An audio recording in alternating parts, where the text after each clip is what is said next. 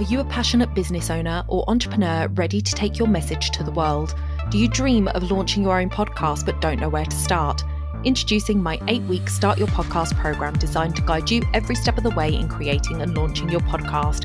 In this program, you'll learn the essential skills needed to craft engaging content, record high-quality episodes, and market your podcast effectively to reach your target audience. I will work closely with you, providing personalised guidance and feedback to ensure your podcast stands out in a crowded digital space. But hurry, spots are limited and applications for our upcoming cohorts are closing soon. Don't miss this opportunity to turn your podcast dreams into a reality and launch your podcast this summer. Visit our website, donnaeade.com/apply and apply now to secure your spot in our next cohort. Together, let's make your podcasting vision a success.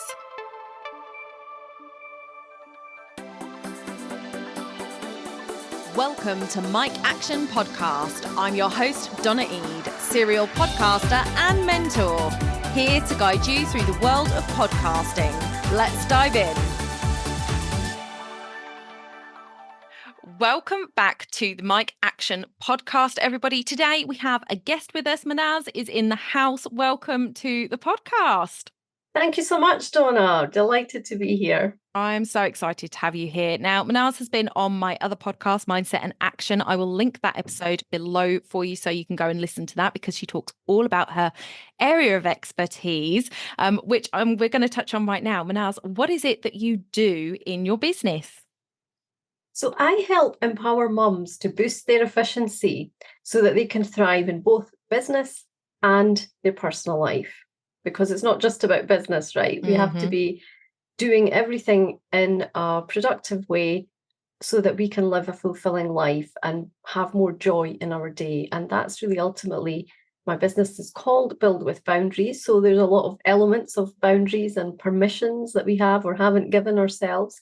And yeah, I think we talked about that in detail on our episode last time. Yeah. And guilt is a big one, isn't it? Yeah, feeling guilty. Mum guilt, business guilt. You know, feeling guilty for going to your kids' thing when there's business stuff that needs doing and vice versa. Oh, it's all on, especially I think more so for female entrepreneurs. I have to say, I feel that we feel that pressure a little bit more when it comes to balancing all the boundaries. So I will definitely link that episode down below for you guys. When did you start your business? How long have you been doing it? What sort of brought you into the entrepreneurial space and made you start doing what you're doing? So my entrepreneurial journey has been a little bit of a squiggly line, like it is probably for most. I did not start off doing what I'm doing now. I started with a product business. And that's where I got the entrepreneurial bug, if you like. And also I fell into the overworking trap because finally I had time to give to my own business dreams. And I was like, right, I'm going to make this work. So I was working all the hours and overworking, and I fell into that trap. And then it was when lockdown hit that I actually pivoted my business because I realized that I couldn't carry on that way. And there was something that wasn't quite working. And also there was like that passion to help other women in business, but I just didn't know quite how. So I had to take that time to realize what it is that I could do, which is mentoring. I'm helping mums and I'm mentoring and guiding them through what they can do and really focusing on how they can build a life and thrive and not just deal with all of these tug of war situations that we have with our priority list and the demands that are all around us, but also work really intentionally and be focused and present in our life. Because at the end of the day, mums have so much to give and so much that they can impact other people and through their clients and family and communities. And when they're not working in their most effective and efficient manner, then they're not able to do that in the best way either. And usually they put themselves at the bottom of the list. So I know it's incredibly important for these mums to feel like they can be a successful business owner and, you know, give some life to that dream that they have of their business, as well as still remaining to be an amazing mum at the same time without sacrificing anything, right? We can have both. Yeah. Yeah, if we get it right, we can have both. And it's a delicate balancing act, I think. And we often talk about work-life balance, and something that came across, I think it was probably when we were talking, I don't talk about work-life balance anymore. I talk about work-life harmony. And it being, Yes. sometimes you've got to give more to your business, sometimes you've got to give more to your family, but it's about building your business in a way that allows you to be able to step away when you need to, so that you can be there as a mum and it be all great and groovy, or be there for your parents, your family members, whoever it is. Building your business in a way that allows you to do that, and then being able to be 100% present for your business in the times where you are working on your business. And I love work-life harmony much better, because it's not about balance. Because I always I literally give people the visual, and I'm doing this and I'm like, for you, those of you on the podcast, I'm pretending my hands are a pair of scales. And if they're balanced, Yeah. they're not moving and we're Yeah. stuck. Yeah. So things have to give and take, and there has to be an ebb and a flow, and we're never going to be in perfect balance unless we're completely stuck with everything. So Yeah. I like harmony much better. I love that analogy. I love that analogy. And I'll share mine because mine's slightly different Yeah, than go for it. yours. So the balance for me is a seesaw, and we can all visualize that. One thing's up, the other thing's down. And then when we switch over, the other thing goes up, and then the first thing comes down. So it becomes like we have to pick one, right? And the way I see it, and harmony is definitely my word too, because harmony blueprint is what I created off the back of all the challenges I had. Now, to me, harmony, which is actually an acronym, all of the letters stand for a different part that you want to integrate in your life. And each of them is actually a cog imagine like the little gears in a clock. They all work together, right? They have to work in cohesion. There's no friction there. They're working together. They are not an and or, there is definitely that togetherness, and you do not give up on one thing when you're doing something else. So that harmony really comes through. For me, it's the gears in the clock, because they have to be smooth, they have to work together, and you work to your strengths, and you're not giving up on anything when you're doing another. And that's the way I see it. So I don't talk about work-life balance either, because I don't like that word balance. I much prefer that harmony, because that's what we're seeking. Ultimately, we want more harmony in our life and like you said, different situations will be happening in our life. That means that we have to change and adapt things, and that's okay. Yeah. I love it. Love it. Well, we're here to talk about podcasting. So we all know that you must have a podcast. So what's your podcast called, first of all? And then what was your why behind starting your podcast? Right. Okay. So Build with Boundaries podcast. And I started it just over a year ago now. It was January last year, 2023. The reason I started it, okay, so this is quite an interesting story. I was on a call with my coach, and I had been dabbling with YouTube. And I've been doing videos, which I was finding really difficult. Like, it is a lot more time consuming, in the sense of you have to get the visuals very right, and the sound and everything. And, you've got to set up your equipment, and you don't necessarily have the high-tech cameras and everything. So you've got to have things positioned in a certain way. The lighting's got to be right. It's just like, oh my goodness, it's a lot more. And I started dabbling with just audios on YouTube. So I thought I would record just like I would, but without the video element. And I started to quite enjoy doing them, because I felt the pressure was off me for having to show up on video, right? And that makes complete sense. So I had done about 15 episodes, I think, quite short episodes, and they were just audios. And I went to my coach and said, I've got all this material now. I've got about 15 episodes, and what could I do with them? Like, I feel like, they would be really helpful for mums, because they don't have time to watch all these long videos or videos even, because let's face it, a video means you kind of sit down and watch it, whereas, podcasts are very different. I didn't have podcasting in my mind But it was like at the back of my mind, I'd thought about it before. And years ago, one of my friends had said, "Oh, you should do a podcast, where people and mums are on the go, they can listen." Yeah. I'm like, yeah, okay, maybe one day. Like, I'm not ready for it basically now. And I said to my coach, what could I do with these audios that would be really helpful? Because I have them, but if I could just get more people to listen to them and maybe like repurpose it in some way. And she goes, "Oh, you could literally put it out as a podcast in like a couple of hours it would take you to put it up." So guess what I did after that call? I finished at 2 o'clock. And at 4 o'clock, my kids came home from school and I said, "Guess what? I've got podcasts. I'm on Spotify. Look." Oh, that's so cool. Mum's on Spotify. Check it out. Love that. So I uploaded I had about, I think it was something like 15 episodes that were recorded, and they were quite short, but it was quite a lot of work actually to do. Even in that 2 hours, I somehow managed it because I had to actually download them all. I didn't have them all in the right place on my computer. So I had to download them all to then upload them back onto the new podcast and actually come up with a visual, right? But, because you have to have an image. And so a little bit of procrastination in that 2 hours as well.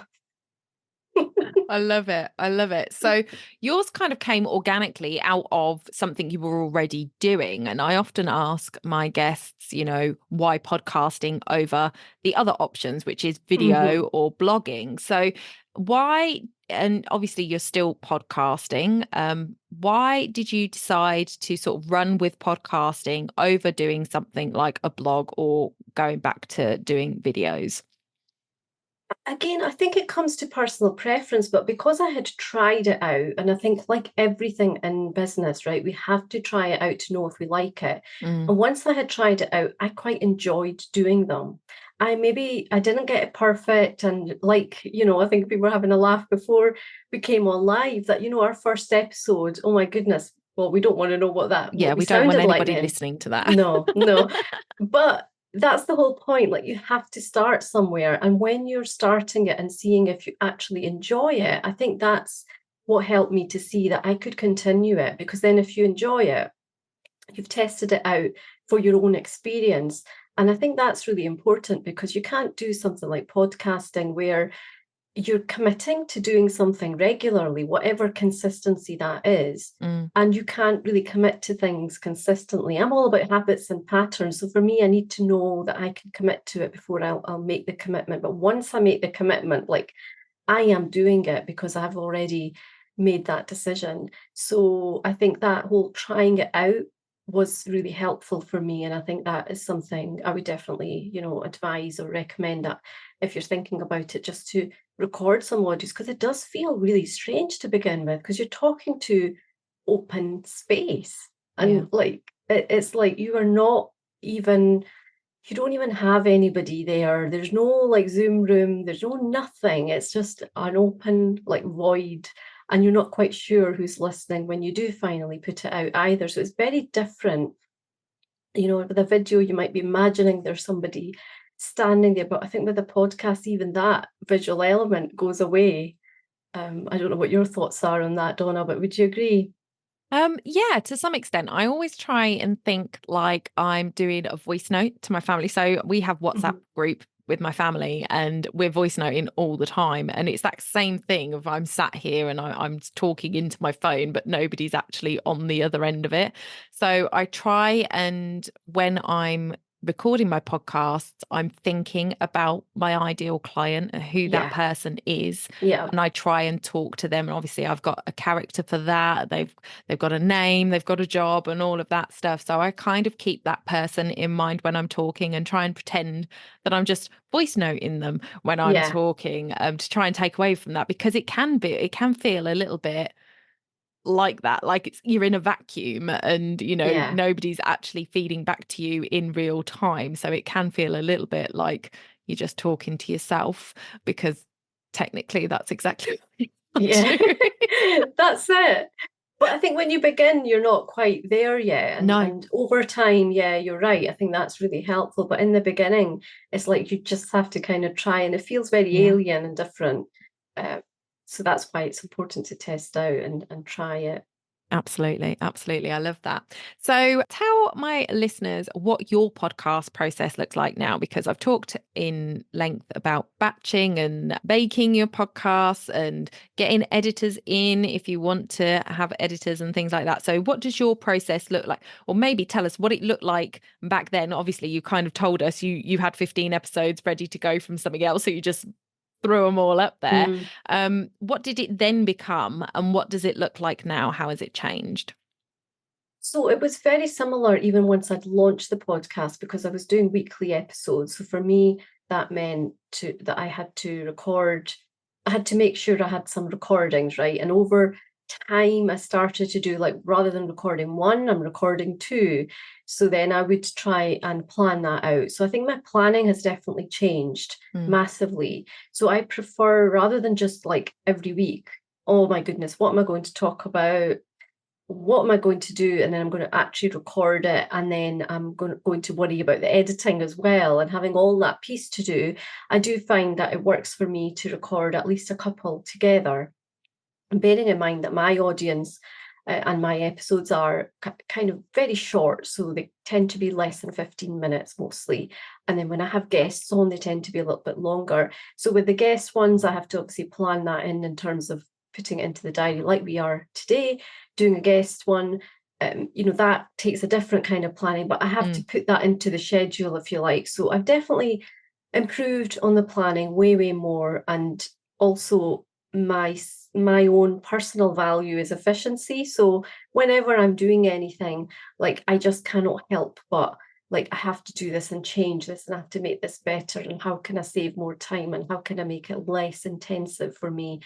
That's my thought process constantly. So I was already in a flow in terms of how I was doing it, but then there's different things and different elements that I've had to keep changing. So yeah, I do that because when I'm recording, it's just easier to then record like two. It's not that much more effort. And I Yeah. have everything set up. And then when I'm editing, I tend to only do one at a time because I can only manage one, right? And then it's like every week I have to do one editing. So that's kind of basically that's what I'm doing even now. When I would like to be a little bit further ahead. I think, like most people would be like, I would love to have a few more episodes already scheduled and things, but I think that will come with time. Just sometimes we have like busy periods where we just have to do what we need to and move on. But Yeah. ideally, that's kind of my next thing, is to try and have like a couple that are scheduled. That'd be nice, wouldn't Yeah. it? To Yeah, be it able would to go be. in. It would be. Yeah. I go through phases, and I always advocate for batching, absolutely. And I believe in it. And when I do it, it absolutely saves me so much time. I tend to record about 3 episodes all at once. That's my maximum, because otherwise my voice starts going, and I know it's going now, Right. but that's because I've been on 2 networking meetings this morning. So I've done a lot of talking already today, but 3 is kind of my maximum, because I know the quality of my voice starts to degrade. Right. So I max out at 3. My episodes are around 20 to 30 minutes long, depending. And Wow, that's yeah, pretty good then. 3. yeah. Yeah, so I do 3, and I just do I have go and get a new cup of tea in between each one, so I get a little bit of a voice break and lubrication, and go for it. But I'm the same with you. The editing, that's probably my least favorite part, to be honest with you. And I don't actually overly edit my episodes, I have to say. Mhm. I have my system in place for mistakes, and I will listen to it through on speed. And if I in too many places, I'll go and take one out so it doesn't sound so bad. But other than that, I don't overly edit my podcast, but it does take time, and I do tend to do those one at a time or 2 at a time, because I now do 2 podcasts a week, so I have to have 2 up for the week. So I do tend to do that. Yeah, and it's getting those systems in place, like you say, and sort of making it part of the routine and scheduling it in. And I think a lot of people really lack that skill, that scheduling Mhm. skill. Honestly, it Yeah. is a skill, because even with my clients, I find that they're in the program that I do, they often get behind, even though I'm like saying to them, like, up front, it's going to be 4 to 6 hours a week. Do you have that time? I literally have an application where they say, yes, I have that time. And then they tell me that they're behind. And I'm like, have you booked it in? Have you baked your Mm-hmm. time in? Have you actually put it Okay. in your schedule?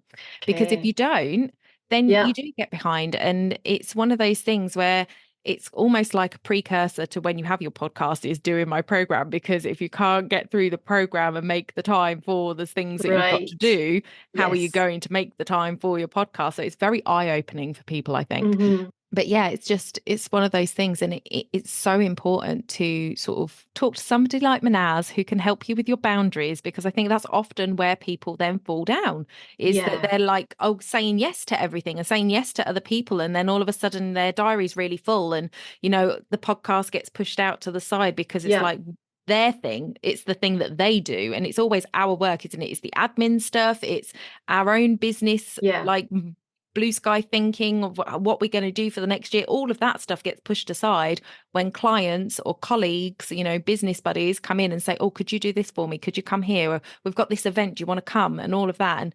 And the boundaries just go way out the window. Absolutely. And there's so many things to do that it does involve having dedicated time. And I think you're highlighting that. I think we don't realize like how much time a podcast takes. Mm. That's great that you're giving that up front, but I think everybody will find their own way, and some may take longer. So I guess that's maybe like a little caveat too, isn't it? Yeah. Because Yeah. as recording is one thing, and if you don't have the recording to do, it feels like it's the editing, right? And how many times does it happen? You get to like I work a 4-day week, so when I get to Thursday, I'm like, oh, so have I got the editing done yet? Yeah, for next week.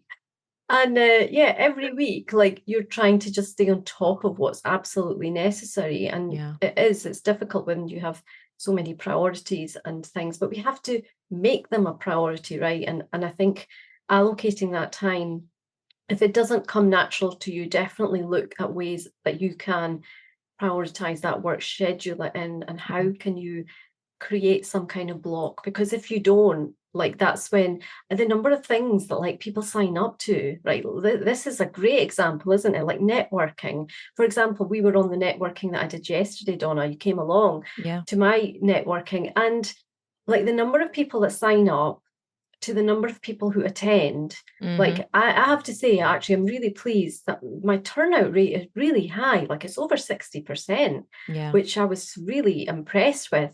But there's always those people who last minute, they're like, I've double booked, I can't make it. And then there was another one, a lady emailed me, said that her client meeting overran. And then she put in brackets, I think I need to look at my boundaries. I was going to say all those 40% people needed to actually attend your networking event so they could learn from you. How ironic is that? But I So thought, ironic. obviously, I had to share that story with you. How Yeah. timely is that? Yeah, absolutely. Absolutely. And I put my podcast recording / editing is Thursdays. That's when I do it. If I don't do it, I work a 4.5 day week, and Friday is my catch-all day. So I have a half day on Friday, and that's my catch-all day. So if it doesn't get done on Thursday, it gets done on Friday, so that I can go into the weekend. And that's something that I've implemented recently as well. That's really good. That's so important to do that. I'm the same. If I need to, like just now it's Ramadan, so because I'm fasting, I'm having to give a little bit of allowance and not have as productive afternoons, and especially when you have to get taken away from something. Like yesterday, we had dentist appointments. I was like, right, so I'm finishing work like an hour and a half earlier. Okay, then. So it's like, okay, and then you just have to suck it up, don't you? When it's especially when it's kids and appointments and things like that. So yeah, we just sometimes have to change things around, but being in that place where we just make it a little bit easier next time is really important for our own stress levels. Let's be Absolutely. Absolutely. Absolutely.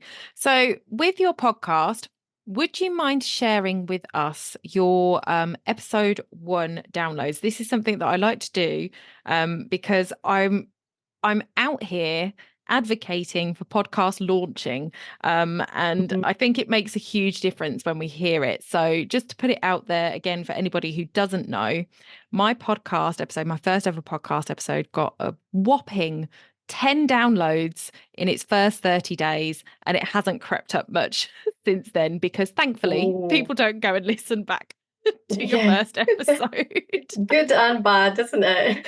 Yeah, absolutely. Because I didn't launch. So Mahnaz, Mhm.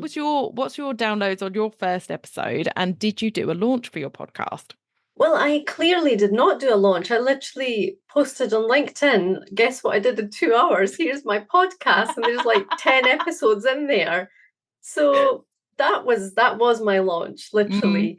But after that, I was regular in terms of putting weekly ones out and sharing yeah. with people, but it's not the same as a launch, absolutely not. So Mm. I'm looking back, I can't see downloads, but I can see plays. So for overall, for that first episode, it says 15 plays, and that's that's all I can see. So I'm Yeah. guessing they were probably more. And you're on Uh, Spotify, right? I'm on Spotify, yeah. Yeah. So we don't know how, obviously, all of the platforms are different and they all record in their own way. So with Spotify being your host, they'll be taking in data from any other platform that your podcast is on, but interpreting it in a way that they put it Hmm. out. So there could be some misalignment there. Who Yeah. knows? But yeah, just the power of that is amazing because I have just recently launched a new podcast, Hmm. this one that Yeah. we're on right now. Yes, this And one. as we're recording, the first episode went out on 2 days ago, and I got to number 14 on the Apple Podcast charts for marketing in Great Britain, which is Wow. phenomenal and Incredible. just blew me away. So for those of you who are listening, if you listen to any of the first 3 episodes when they first came out, thank you so much.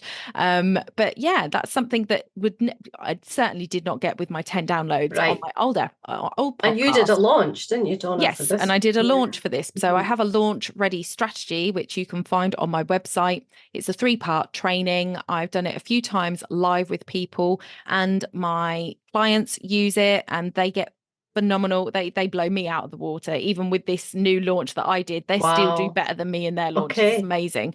And one of my clients who came and did this live with me, she launched her podcast. It is number 10 in the Apple podcast charts for spirituality. And she had like some over 100 downloads in total on her first day. And she had 3 episodes out on the first day. So absolutely amazing results. But it's all much of a muchness. I don't like to Yeah. like focus on the downloads so much because it's a means to an end for me. I don't ever turn around Right. and say, oh, you're aiming for this many downloads, because it's not about that. And it's not about the chart positions. They're just lovely to have because it just sounds good, doesn't it? Yeah. But it's about getting that core listenership in. It's about getting enough people in that it's having traction on your podcast so that the platforms sit up and go, oh, a new podcast and it's getting a lot of listens. Let's push it out to some more people and see if they want to listen to it. And that's why I teach it the way I teach it. And it's not about the downloads, although they're fantastic, because you just don't know. And we've spoken about this before, Hmm. how many people are actually listening when they're downloading, because they can download without listening. But Right. there are people that listen without downloading. I didn't Yeah. realize that Good Pods, which is the podcast platform that I use to listen to podcasts, because I just like it. It's a bit more social media like. You can follow people on there and they can see what you've listened to and what you've rated, and you can comment back and forth and stuff. So I really like that. But I've noticed yesterday when I was downloading Nicola's podcast that it didn't download it. I was just listening to it. There was an Right. extra button to download it. So I then Hmm. went and downloaded it. But people won't do that No. typically. So really interesting. Thank you so much for sharing that, because I think it's important that people realize that, you've got to start somewhere. Hmm. And it's not necessarily about getting thousands and thousands of downloads on your podcast a week. It's not even about getting thousands of downloads a month. It's about putting out content that you can then repurpose and share with potential clients. You can share on your social media platforms, and it gives you a platform to showcase your expertise. And that to me is what podcasting is all about. It's getting the message out there and amplifying it, not necessarily about, thousands of downloads. Because at the end of the day, I mean, Amy Porterfield gets millions of downloads on her podcast a month. Good for her. But how many clients do you actually need in one Yeah. month slash Yeah. a year?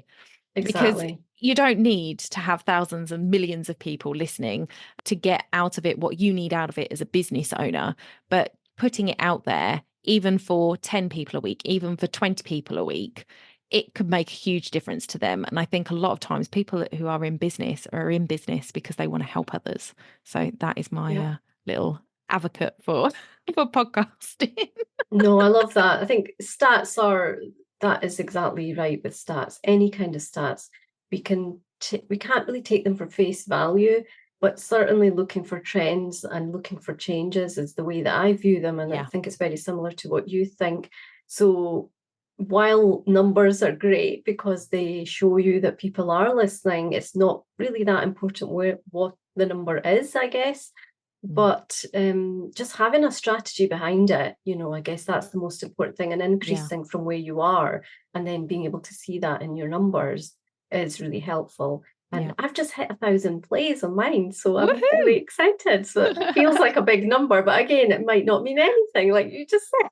You just don't know. And it also depends on your niche. So for my client who's got a spirituality podcast, that's a smaller niche than the entrepreneurial business sector. So she's not got as much competition as I would have. And then you've got the fitness podcasts out there that probably have more competition again. And it all depends on your niche as to, chart places and things like that, but also the competition you've got for the listenership in the first place. So it's all a bit much of a muchness. And I go with, if you can see your numbers increasing, if you've got a strategy behind it, if you're using it in other ways and repurposing it, then that's the important thing, is that you use it to your advantage, not that you're sort of sitting there watching those numbers thinking nobody's listening, because sometimes you're not going to see it. You're not going to necessarily, even when you see downloads, that doesn't mean they're listening. So different platforms, like I say, register it in different ways, and it's kind of hard to pull it all together in one central location and have it make sense. So I think a lot of it gets lost in translation because of that. So don't heavily monitor your data in that way. Look at it more as a starting off point, and then you're going to build on that. So that's my caveat about stats. So thank you, Mahnaz, for your time today, coming and talking to us about your podcast. Remind everybody what it's called. Thank you, Donna. It's Build with Boundaries. Fabulous. And I will put Mahnaz's details in the show notes for you, so you can go over, listen to the podcast, find out about her. I'll link our episode. I actually went on her podcast, so I'll see if I can find our podcast episode that we did on your podcast and link that one in the show notes. And if you're interested in the launch ready strategy that I spoke about, then I will link that in the show notes too. So thank you very much for your time today, Mahnaz. It was great to talk to you again. Thanks very much, Donna. I hope you enjoyed this episode of the Mike Action podcast and are enjoying the series so far. If you are, make sure to drop a review where you listen and share it with a friend. Until next time.